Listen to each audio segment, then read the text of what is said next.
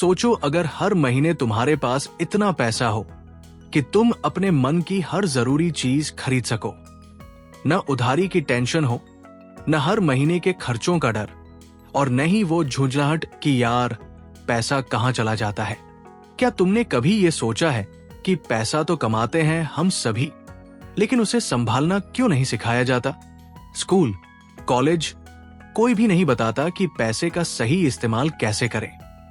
अगर तुम भी चाहते हो कि तुम्हारा पैसा तुम्हारे कंट्रोल में हो, ना कि तुम पैसे के पीछे भागते रहो, तो ये ऑडियो सिर्फ तुम्हारे लिए है।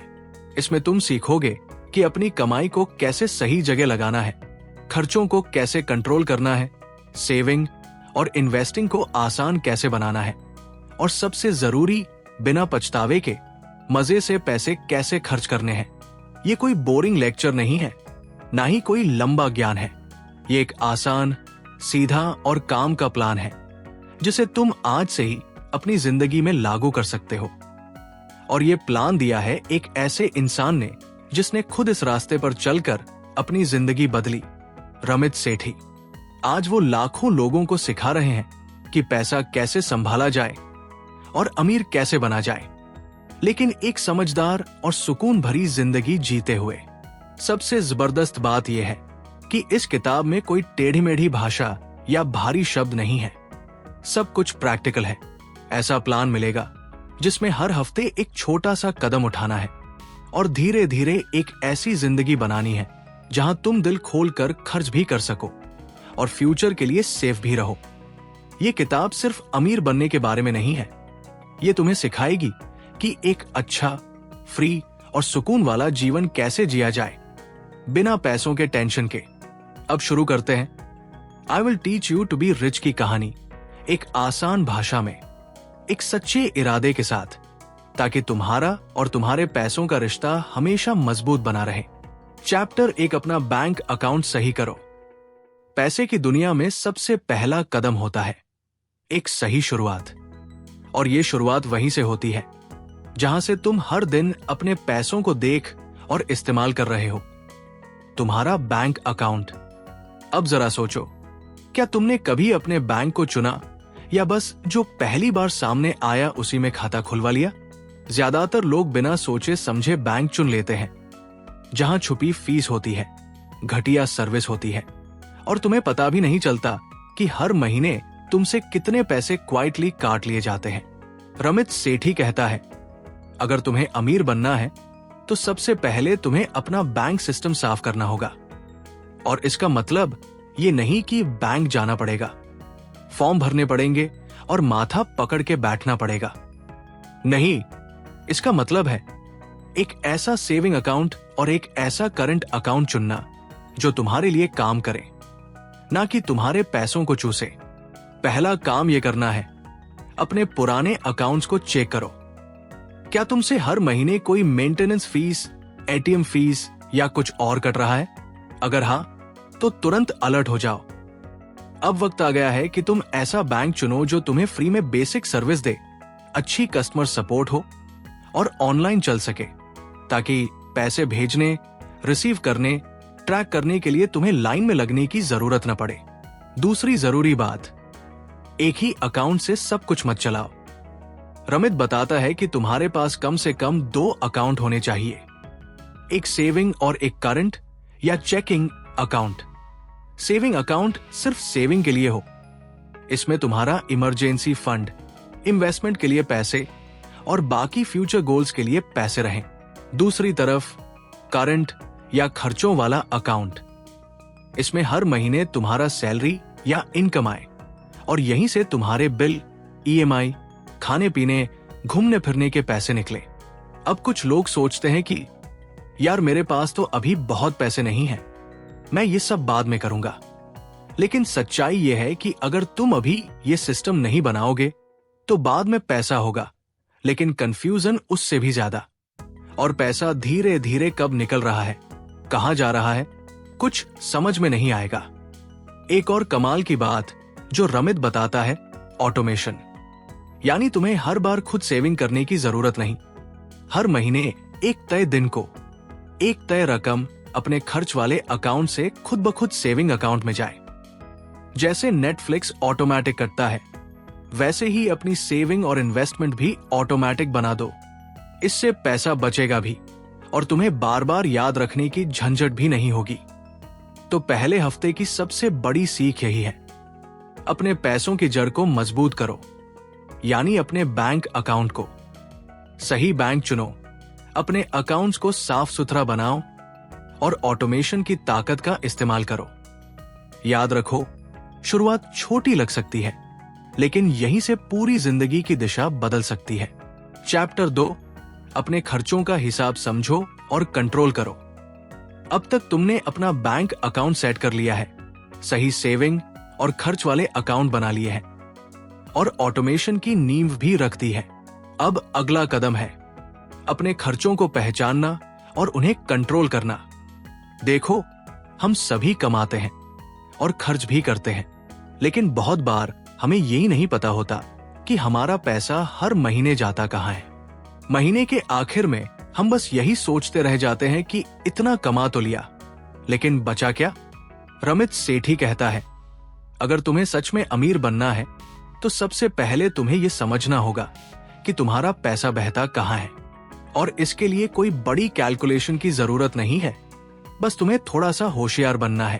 तो सबसे पहले एक बहुत ही आसान सा काम करो, पिछले एक महीने का बैंक और क्रेडिट कार्ड स्टेटमेंट उठाओ और देखो कि तुम्हारा पैसा किन किन चीजों पर गया है। खाने पीने पर कितना, घूमने फिरने पर कितना, ऑनलाइन शॉपिंग में कितना और बाकी जरूरी चीजों में कितना। जब तुम ये देखोगे तो तुम्हें खुद समझ में आएगा कि कहाँ पैसा बह रहा है और कहाँ बेवजह उड़ रहा है। अब यहाँ पर रमित जो तरीका बताता है वो बहुत ज्यादा सख्त या बोरिंग नहीं है।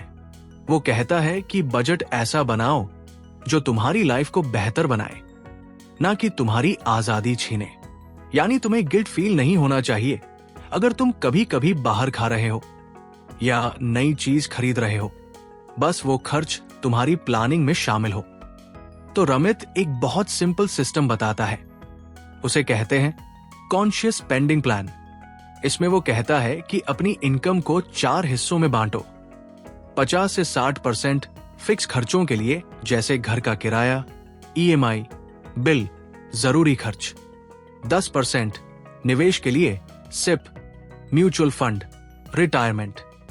5 से 10% सेविंग के लिए, ट्रैवल, बड़े खरीदारी के लिए। 20 से 30% मजे के लिए, खाने पीने, नेटफ्लिक्स, कपड़े, घूमना फिरना। मतलब जो चीजें तुम्हें खुश करती है उन्हें भी जगह दो, लेकिन अपने पूरे पैसे वही मत बहा दो।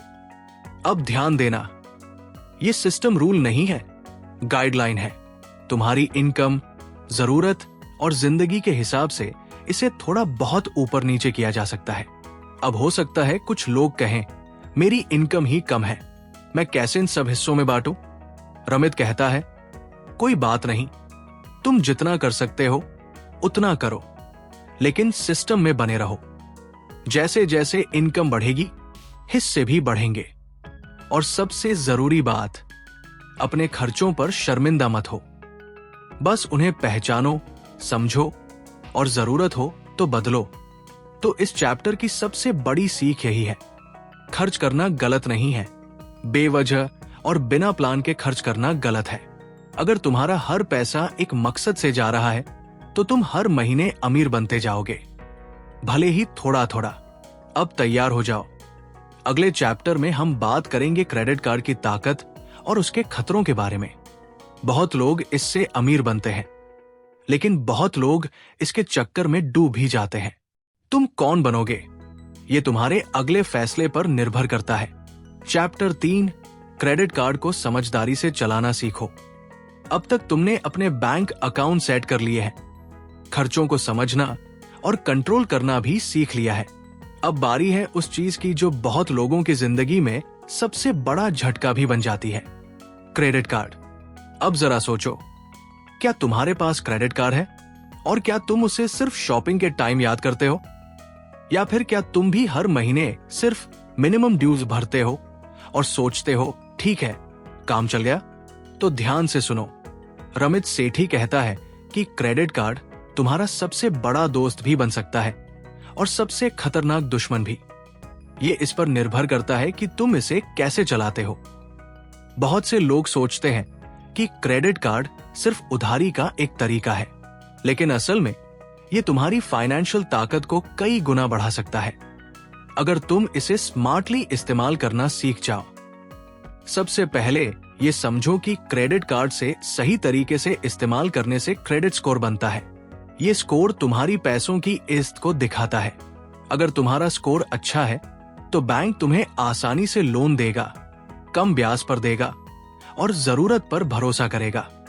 लेकिन अगर ये खराब है तो अच्छी इनकम होते हुए भी कोई तुम्हारी बात नहीं सुनेगा। तो रमित कहता है, क्रेडिट कार्ड का इस्तेमाल जरूर करो, लेकिन टाइम पर पूरा पेमेंट करो। सिर्फ मिनिमम ड्यू मत भरो, वरना बाकी बची रकम पर बहुत ज्यादा ब्याज लगता है और यही ब्याज धीरे धीरे इतना बढ़ जाता है कि लोग उबर ही नहीं पाते। दूसरी जरूरी बात, क्रेडिट कार्ड से free reward points, cashback, offers जैसे फायदे भी मिलते हैं, लेकिन इन सब के पीछे भागते भागते अगर तुम जरूरत से ज्यादा खर्च कर रहे हो तो असल में तुम नुकसान कर रहे हो। रमित एक आसान तरीका बताता है। हर महीने जो खर्च करना है वो डेबिट की तरह सोचकर ही क्रेडिट कार्ड से करो। यानी उतना ही खर्च करो जितना तुम्हारे अकाउंट में है और जो तुम टाइम पर चुका सको। हर महीने अपने कार्ड का पूरा बिल भरो बिना देर किए। इससे तुम्हारा क्रेडिट स्कोर ऊपर जाएगा और ब्याज से पूरी तरह बचोगे। अब कुछ लोग डरते हैं, मुझे क्रेडिट कार्ड ही नहीं चाहिए, मैं तो डेबिट से ठीक हूं। लेकिन रमित कहता है कि ऐसा सोचकर तुम खुद को एक बड़ी अपॉर्चुनिटी से दूर कर रहे हो, क्योंकि सही तरीके से चलाया गया क्रेडिट कार्ड तुम्हारे पैसे को सुरक्षित, स्मार्ट और स्ट्रॉन्ग बना सकता है। और हां, अगर तुम्हारे पास पहले से कई कार है और कर्ज चढ़ चुका है तो सबसे पहले उसे चुकाने की प्लानिंग बनाओ। सबसे ज्यादा ब्याज वाले कार्ड से शुरुआत करो और धीरे धीरे बाकी कार्ड्स को भी क्लियर करो। इस चैप्टर की सबसे बड़ी बात यही है, क्रेडिट कार्ड बुरा नहीं होता, लेकिन उसका गलत इस्तेमाल जिंदगी को भारी बना सकता है। इसलिए इस टूल को समझदारी से यूज करो और देखो कि कैसे ये तुम्हें अमीर बनने की राह में मदद करता है। अब अगला कदम और भी मजेदार है, क्योंकि अगले चैप्टर में हम सीखेंगे कि पैसों से पैसा कैसे बनता है। यानी अब हम शुरुआत करेंगे इन्वेस्टिंग की दुनिया में कदम रखने की, वो भी बिना डर के और एकदम आसान भाषा में। चैप्टर 4, इन्वेस्टिंग की शुरुआत करो आसान भाषा में। अब तक तुमने अपने बैंक को सेट किया, खर्चों पर कंट्रोल लिया और क्रेडिट कार्ड को भी समझदारी से चलाना सीख लिया। अब बारी है उस स्टेप की जहां से सच में अमीर बनने की शुरुआत होती है, और वो है इन्वेस्टिंग। अब जैसे ही इन्वेस्टिंग शब्द आता है, बहुत लोग घबरा जाते हैं। लगता है जैसे ये सिर्फ बड़े लोगों का खेल है जिनके पास लाखों रुपए पड़े हों। पर सच्चाई ये है, इन्वेस्टिंग अमीर बनने का रास्ता है, ना कि सिर्फ अमीरों के लिए रास्ता। रमित सेठी कहता है कि इन्वेस्टिंग बिल्कुल वैसे ही जरूरी है जैसे हर दिन ब्रश करना। जितना जल्दी शुरू करोगे उतना फायदा मिलेगा। और हाँ, ये जरूरी नहीं कि तुम्हारे पास बहुत पैसा हो। 500 रुपए या 1000 रुपए से भी शुरुआत हो सकती है। सबसे पहले एक आसान बात समझो, बचत और इन्वेस्टमेंट में फर्क होता है। सेविंग यानी जो पैसा तुम अलग रख रहे हो, जैसे सेविंग अकाउंट या एफडी में। इन्वेस्टिंग यानी वो पैसा जो तुम कहीं लगा रहे हो ताकि वो बढ़े, जैसे म्यूचुअल फंड्स, सिप या इंडेक्स फंड्स में। अब सवाल ये आता है, इन्वेस्ट करना कहाँ है? रमित कहता है कि सबसे आसान और बढ़िया तरीका है इंडेक्स फंड्स। अब इंडेक्स फंड क्या होता है? आसान भाषा में कहें तो ये ऐसे फंड होते हैं जो पूरे बाजार को फॉलो करते हैं, यानी पूरे शेयर बाजार की तरह काम करते हैं। तुम्हें किसी एक कंपनी का चुनाव नहीं करना पड़ता, रिस्क भी कम होता है और रिटर्न भी अच्छा होता है। और सबसे बेस्ट तरीका है सिप यानी सिस्टमैटिक इन्वेस्टमेंट प्लान। इसमें हर महीने थोड़े थोड़े पैसे इन्वेस्ट होते हैं, ऑटोमेटिक। जैसे नेटफ्लिक्स का पैसा कटता है, वैसे ही तुम्हारी इन्वेस्टमेंट भी खुद ब खुद होती रहती है। अब कोई पूछे, अगर मैंने इन्वेस्टमेंट शुरू कर दी तो रिस्क तो होगा ना? तो सुनो, हाँ, थोड़ी बहुत हलचल होती है मार्केट में, पर रमित कहता है अगर तुम लंबे समय तक टिके रहते हो तो मार्केट का उतार चढ़ाव भी तुम्हारे लिए फायदेमंद बन जाता है। किताब में एक बहुत शानदार बात कही गई है कंपाउंडिंग के बारे में। मतलब अगर तुम 1,000 रुपए हर महीने इन्वेस्ट करते हो तो सिर्फ वो 1,000 रुपए नहीं बढ़ता, बल्कि उस पर मिलने वाला ब्याज भी ब्याज कमाने लगता है। और यही चीज 10 से 15 साल में लाखों में बदल सकती है। बस शर्त यह है कि तुम धैर्य रखो और लगातार करते रहो। रमित बार बार कहता है परफेक्ट टाइम का इंतजार मत करो। मार्केट कब ऊपर जाएगा, कब नीचे, ये कोई नहीं जानता, लेकिन एक बात पक्की है, जितना देर करोगे उतना नुकसान तुम्हारा ही होगा। तो इस चैप्टर की सबसे बड़ी सीख यही है, थोड़ा थोड़ा करके इन्वेस्टिंग शुरू करो, डर को मारो और लंबी रेस का खिलाड़ी बनो। क्योंकि सेविंग तुम्हें सुरक्षित बनाती है, पर इन्वेस्टिंग तुम्हें अमीर बनाती है। अब अगले चैप्टर में हम बात करेंगे भविष्य की तैयारी की, यानी रिटायरमेंट के लिए, इमरजेंसी के लिए और उस आजाद जिंदगी के लिए जो तुम जीना चाहते हो, उसकी प्लानिंग अभी से कैसे करनी है। चैप्टर 4 इन्वेस्टिंग की शुरुआत करो आसान भाषा में। अब तक तुमने अपने बैंक को सेट किया, खर्चों पर कंट्रोल लिया और क्रेडिट कार्ड को भी समझदारी से चलाना सीख लिया। अब बारी है उस स्टेप की जहां से सच में अमीर बनने की शुरुआत होती है, और वो है इन्वेस्टिंग। अब जैसे ही इन्वेस्टिंग शब्द आता है, बहुत लोग घबरा जाते हैं। लगता है जैसे ये सिर्फ बड़े लोगों का खेल है जिनके पास लाखों रुपए पड़े हों। पर सच्चाई ये है, इन्वेस्टिंग अमीर बनने का रास्ता है, ना कि सिर्फ अमीरों के लिए रास्ता। रमित सेठी कहता है कि इन्वेस्टिंग बिल्कुल वैसे ही जरूरी है जैसे हर दिन ब्रश करना। जितना जल्दी शुरू करोगे उतना फायदा मिलेगा। और हाँ, ये जरूरी नहीं कि तुम्हारे पास बहुत पैसा हो। 500 रुपए या 1,000 रुपए से भी शुरुआत हो सकती है। सबसे पहले एक आसान बात समझो, बचत और इन्वेस्टमेंट में फर्क होता है।